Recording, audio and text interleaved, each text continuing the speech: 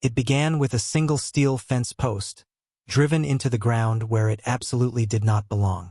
The next week, it was the foundation. The week after that, massive construction crews started raising a multi-story, 28-unit condo building, all while the Homeowners Association insisted they were following a plan I had legally vetoed years ago. They were building a massive, ugly community complex directly on my land, a betrayal that felt almost impossible to believe. They thought their power was absolute. They were wrong, because what they built in arrogance, I was about to tear down with the most satisfying legal paperwork ever filed. What happens when an HOA doesn't just cross the line, but decides to build a whole town square on the other side? You don't fight them. You bury them. The main character wasn't a lawyer or a real estate mogul. He was simply a homeowner named Elias. His land, a sprawling, well-kept acre at the community's quietest edge, was more than just property. It was a sanctuary. He and his wife had spent 2 decades turning it into a private, lush retreat. A perfect stretch of green bordered by ancient oaks that offered complete privacy from the suburban sprawl of Pelican Ridge Estates. This was the place where they planned to grow old, the place that represented their successful escape from city life. Pelican Ridge itself was a place of polished conformity.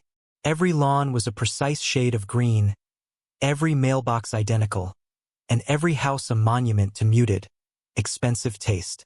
This was thanks to the Homeowners Association, or simply the board. For years, Elias had tolerated their tedious rules and their endless stream of newsletters about permissible fence heights and approved paint colors. It was the cost of a quiet life. He paid his dues, he signed their forms, and he kept his little corner impeccable. The board, in turn, kept their distance, viewing Elias's secluded acre as a non-issue because, frankly, they couldn't see it from their own perfect cul-de-sacs. The central feature of Elias's property was the survey line, marked by a trio of inconspicuous iron pins hidden beneath the long grass. That line had been drawn by surveyors decades ago, confirming the clear, unassailable boundaries of his land.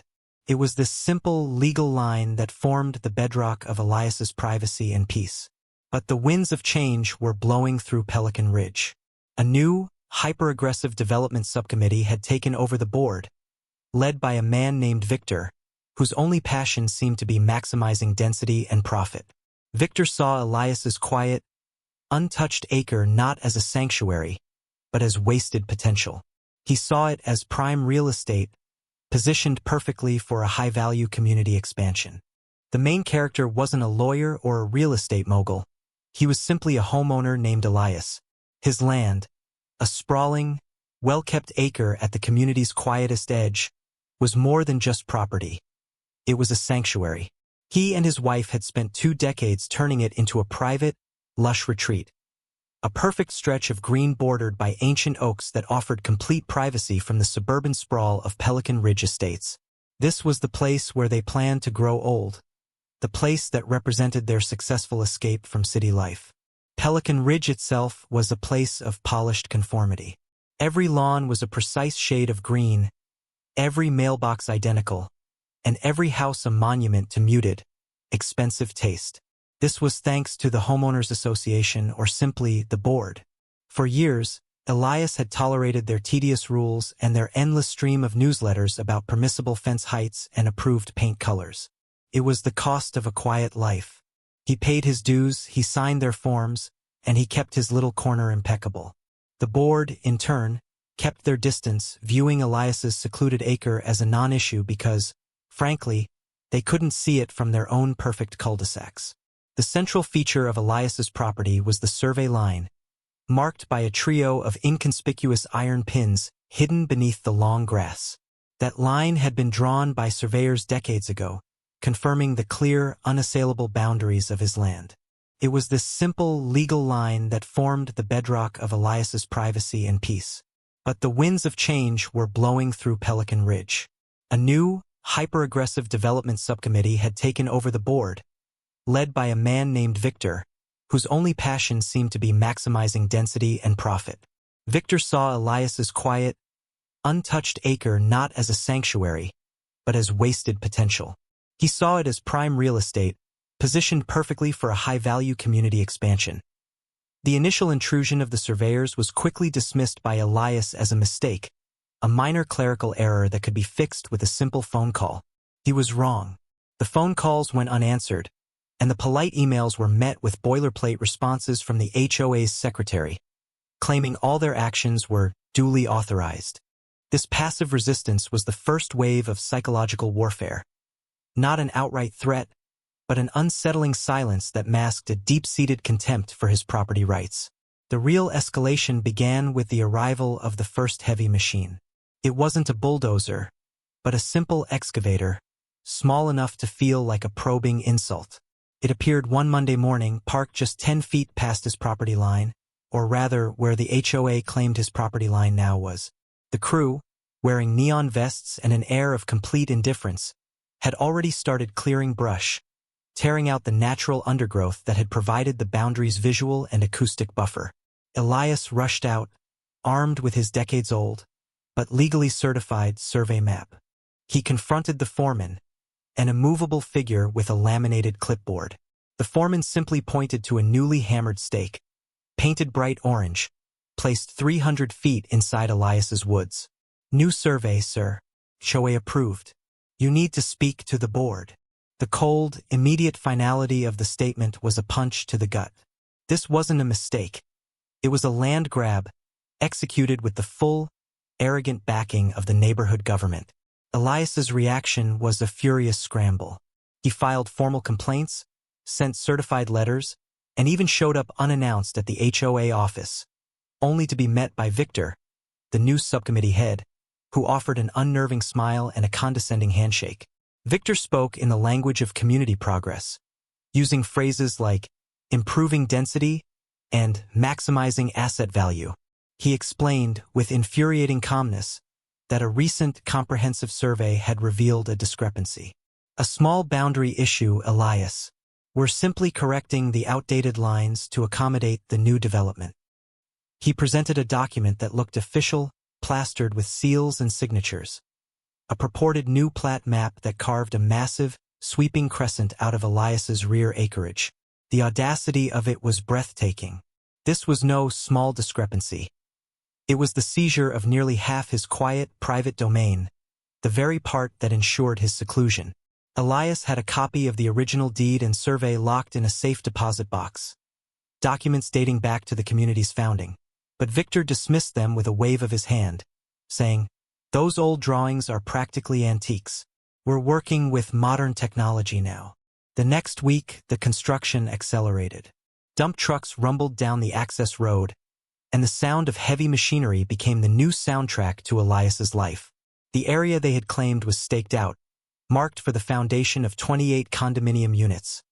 A dense, multi-story monolith that would utterly destroy the privacy of his home, now situated just yards from a shared parking lot. They were building a complete, high-traffic community complex on land that had always been his quiet retreat. The HOA then unleashed their true weapon: legal and financial harassment.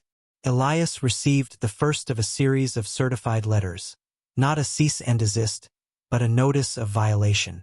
It wasn't about the land dispute. It was about his own property. He was fined $500 per day for unauthorized obstruction of community development. His crime, according to the letter, was the placement of his old, wooden storage shed which, under the newly adjusted boundary line, was now supposedly encroaching on the HOA's future easement. The fine was absurd, irrelevant to the main issue, and clearly designed to drain his resources and distract him from the far greater battle. The pressure became relentless. The fines accumulated daily, a ticking financial bomb that reached nearly $10,000 in just 3 weeks. They also revoked his access to the community amenities, the pool, the tennis courts, even the main gate code. He became a pariah within his own neighborhood, a state of isolation engineered entirely by Victor and his compliant board. Neighbors, fearful of the HOA's punitive power, avoided him. The petty politics were now a crushing existential weight. Elias had already hired a sharp real estate attorney, Ms. Chen, who immediately filed an emergency injunction. But the wheels of justice turned slowly, and the construction workers did not. Every day they poured concrete, raised steel, and mocked the legal process. One evening, After an exhausting meeting with Ms. Chun, Elias returned home to find a temporary security fence erected. A dull, gray chain-link barrier. It ran from the edge of the construction site and, inexplicably, straight across his own driveway. The note attached was curt. Temporary construction safety measure. Access granted to pedestrian traffic only. They had effectively imprisoned his vehicles in his own garage, using a flimsy safety excuse to cripple his daily life.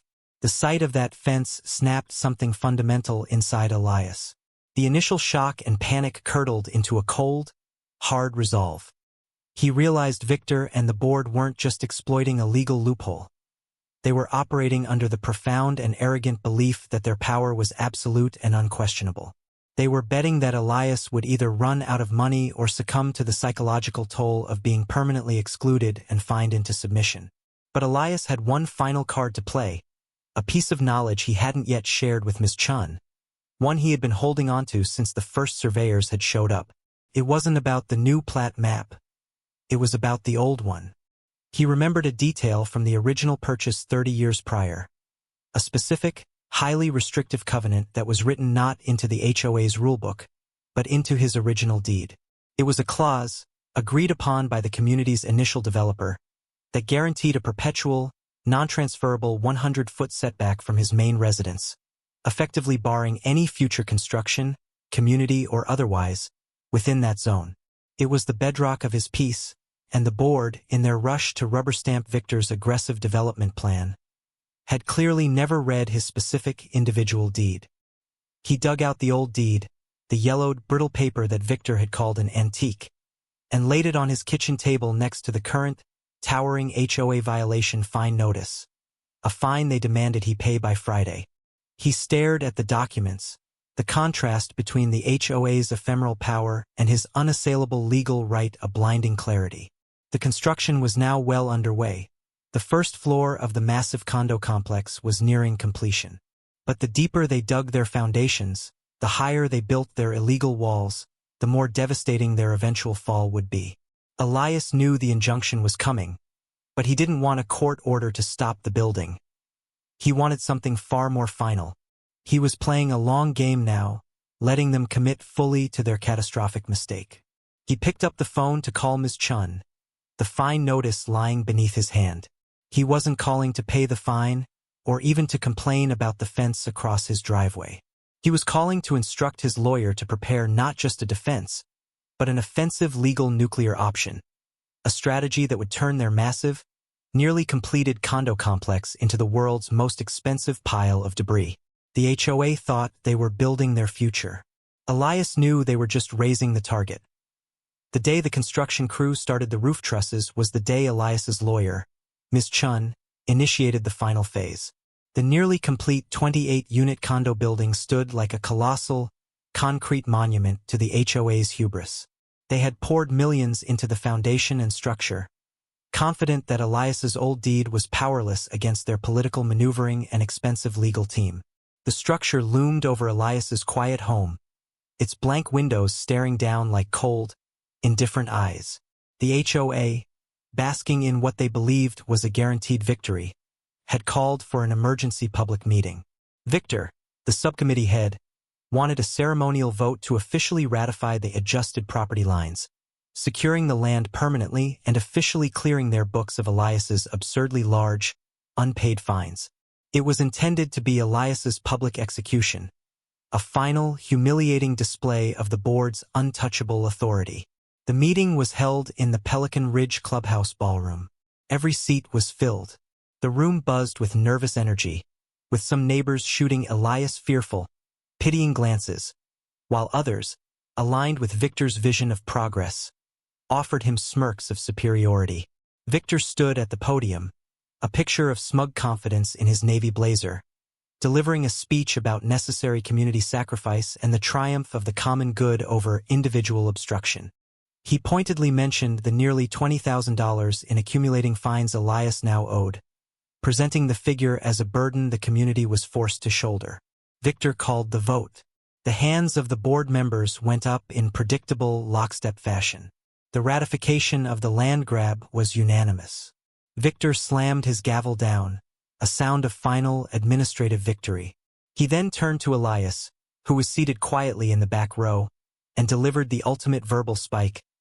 Mr. Homeowner's name, the board has spoken. Your objection is overruled, your fines are due, and your land is now officially part of the community's future. You are out of options.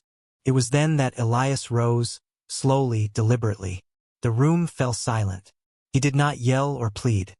He reached into his coat and produced a crisp, official document, stamped with the seal of the county court. He walked straight up to the podium, past Victor, who was already stammering, demanding he sit down. Elias didn't acknowledge him. He laid the document on the podium, pushing Victor's gavel aside. It was a writ of ejectment and demolition order, signed by a circuit court judge just 48 hours prior. Ms. Chun, realizing the futility of simply stopping the construction, had leveraged the specific, unassailable 100-foot setback covenant buried deep in Elias's original deed, the covenant Victor and his developers had deliberately ignored. The order was devastatingly clear. Because the HOA had built within a legally protected, restricted zone specified in Elias's private deed, the entire structure was not only unauthorized, it was a legal trespass that voided all construction permits.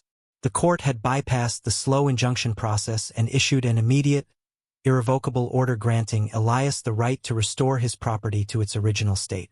Victor snatched the document, his face draining of color as he skimmed the legalese.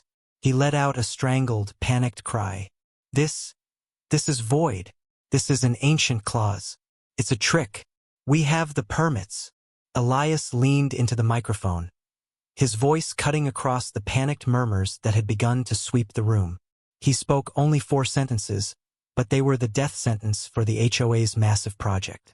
The permits you bought were based on the survey you invented, Elias stated, his voice steady. My deed is older than your HOA. You built on a legally protected zone. And that document, Victor, is not just a court order to stop. It's a court order granting me full authority to remove the trespass. The land is mine. The building is not.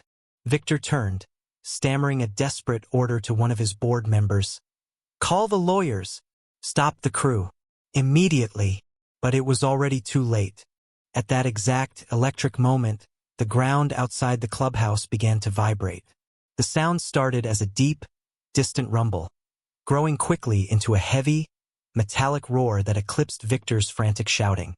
Elias simply gestured toward the large window overlooking the community entrance, his eyes never leaving Victor. The neighbors surged toward the windows, gasping. Rolling past the main gate, where Elias was supposedly barred entry, was a convoy of enormous, heavy construction vehicles. Not cement mixers or lumber trucks, but massive industrial machines. 2 huge hydraulic excavators fitted with steel pulverizer jaws, and at the front, driven on a low-bed trailer, was the towering, unmistakable silhouette of a wrecking ball crane. The demolition crew, hired and paid in full by Elias through a legal trust set up by Ms. Chen, had arrived precisely at the hour and day dictated by the court order. They drove straight to the site of the new condo building. The construction workers, who had just been topping off the roof, stood frozen, dropping their tools in shock. The crew chief, a large man in a hard hat, walked up to the newly erected front door of the multi-million-dollar condo complex, paused, and taped a copy of the court-ordered demolition writ right across the ornate entrance. Back in the ballroom, Victor was in complete disarray, shouting into a dead cell phone. The realization hit the entire room. The HOA hadn't just lost a legal battle. They had been lured into spending millions on their own destruction. Every nail, every beam, every window was an investment that Elias now had the legal authority to liquidate to debris. The first, deafening clang was the sound of the wrecking ball being lowered into position. The crew chief signaled. The crane operator, with practiced precision, swung the huge spherical weight back. The sound was not just a crash. It was a tearing, screeching violence of concrete and rebar giving way, followed by a shower of dust and fragmented building materials. It was the sound of $3 million of HOA funds being annihilated, the sound of the board's power turning to rubble, and the ultimate, visceral sound of Elias's absolute, unassailable victory. Victor, standing at the podium, watched through the window as the entire corner of the structure's second floor buckled and collapsed under the rhythmic, brutal assault of the wrecking ball. His face was a mask of utter, public humiliation and financial ruin. Elias picked up his coat, stepped away from the microphone, and paused at the doorway, looking back at the defeated Victor. He didn't need to speak again. The powerful thud crash of the demolition outside was the only closing statement necessary. The reckoning had not been a quiet legal document. It was a physical act of property restoration, broadcast live to the entire neighborhood. The rhythmic, earth-shaking thud of the wrecking ball outside the clubhouse was the soundtrack to the implosion of the Pelican Ridge Homeowners Association. The climax had not been a confrontation of words, but of force. A force delivered with the cold, unassailable weight of a court order and the heavy steel of modern machinery. Victor, the man who had preached progress and maximized density, now presided over the literal deconstruction of his legacy. He did not wait for the meeting to formally adjourn. He simply stumbled out of the room, phone pressed uselessly to his ear. His face gray with the realization of the multi-million-dollar catastrophe he had single-handedly engineered. For Elias, the feeling wasn't one of pure, unrestrained anger, but of cold, deep satisfaction. The vindication was not quiet. It was loud, dusty, and televised live by several neighbors on their phones. The demolition itself was a methodical, surgical process that lasted for full days. Elias returned to his property and watched as the towering shell of the condo complex was systematically reduced to concrete dust and twisted rebar. The crew was hyper-efficient, working under the explicit direction of Ms. Chen's firm, who oversaw every swing and every tear to ensure strict compliance with the court order. The irony was not lost on Elias. The same access road the HOA had used to bring in construction materials and trucks was now being used to haul away their failure. The financial reckoning. The immediate consequence of the court's ruling was financial Armageddon for the HOA. Ms. Chun had masterfully leveraged the fact that Victor and the board had acted grossly negligent and ultra vires, meaning beyond the scope of their legal authority, by knowingly violating a private deed covenant that was registered with the county. This negligence stripped away the HOA's typical legal protections. The judge ordered that all costs related to the cleanup, demolition, and restoration of Elias's land be borne by the HOA's general operating fund and, crucially, its liability insurance policy. The estimate for the demolition alone exceeded $350,000. The entire financial foundation of Pelican Ridge Estates instantly cracked. The $20,000 in fines Elias had accumulated for the imaginary shed encroachment, not only were they instantly and irrevocably dismissed, but the judge also added a mandate for the HOA to reimburse Elias for all legal fees and for the emotional and physical distress caused by the trespass and harassment. Elias walked away financially whole and deeply compensated for his time and anguish. Victor, as the key architect and signatory of the flawed development plan, was hit hardest. The remaining board members, desperate to save themselves, immediately moved to expel him and initiate a civil suit against him personally for the misappropriation of funds and the reckless breach of duty. He resigned in disgrace the next morning, vanishing from the community he had sought to redefine, leaving behind only the sound of heavy machinery taking down the last remnants of his folly. The community scrutiny. The aftermath within Pelican Ridge was seismic. The neighbors, initially hesitant to side with Elias due to fear of the HOA's punitive power, now felt a collective betrayal. They had been told the development would increase property values.